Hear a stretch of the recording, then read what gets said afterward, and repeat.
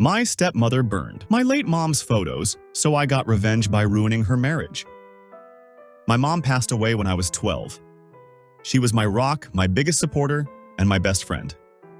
Losing her shattered my world. My dad was devastated too, but he remarried 3 years later to Vanessa, a woman he met at work. At first, I tried to give Vanessa a chance. She seemed kind and eager to help me adjust to life without my mom, but it didn't take long for her true colors to show. Vanessa wasn't just a bad stepmother. She was a nightmare. She constantly criticized me, compared me to her kids from her previous marriage, and tried to erase every trace of my mom from our home. The tension between us grew worse over time, but I never imagined she'd stoop so low as to destroy the one thing I had left of my mother, her photos. It happened on my 18th birthday. My mom always made a big deal out of birthdays, and even though she wasn't there, I wanted to honor her memory by displaying some of our photos together. I had a small box of pictures, photos from family trips, holidays, and just ordinary days when she was alive. I went to retrieve the box from my closet, but it was gone. Panicking, I searched the entire house, asking Vanessa if she'd seen it.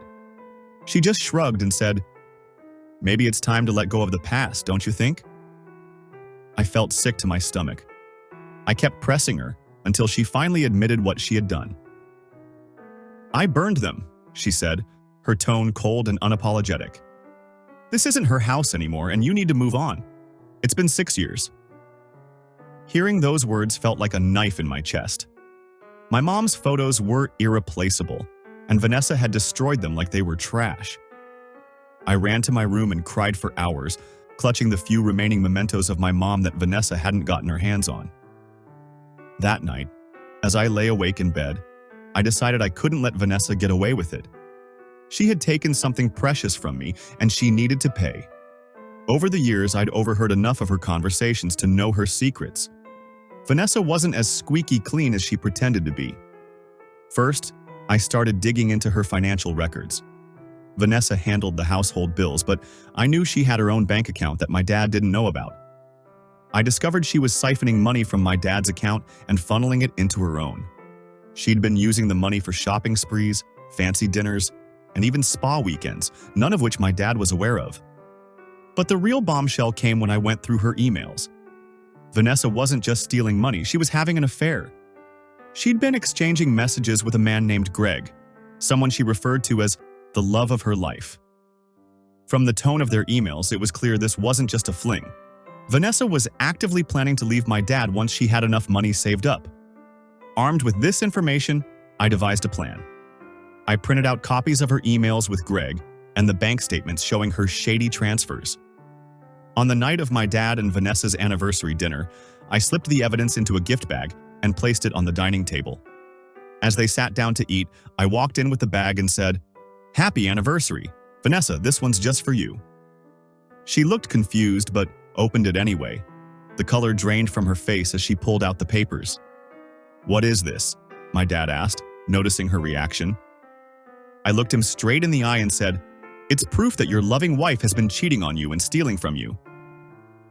Vanessa tried to deny it, but the evidence was irrefutable. My dad went through the emails and bank statements, his face growing darker with every page. Finally, he turned to Vanessa and said, "How could you do this to me?" "To our family," Vanessa stammered, trying to explain, but my dad wasn't interested in her excuses. He threw her out of the house that very night. In the months that followed, my dad filed for divorce and made sure Vanessa didn't get a penny of his money. I could tell he was heartbroken, but he thanked me for exposing her lies.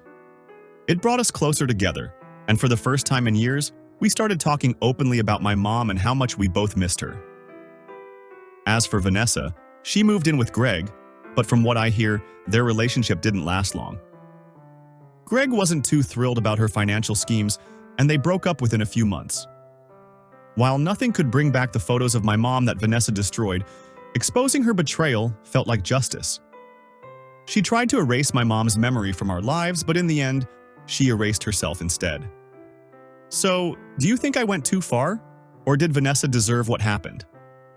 Let me know in the comments below.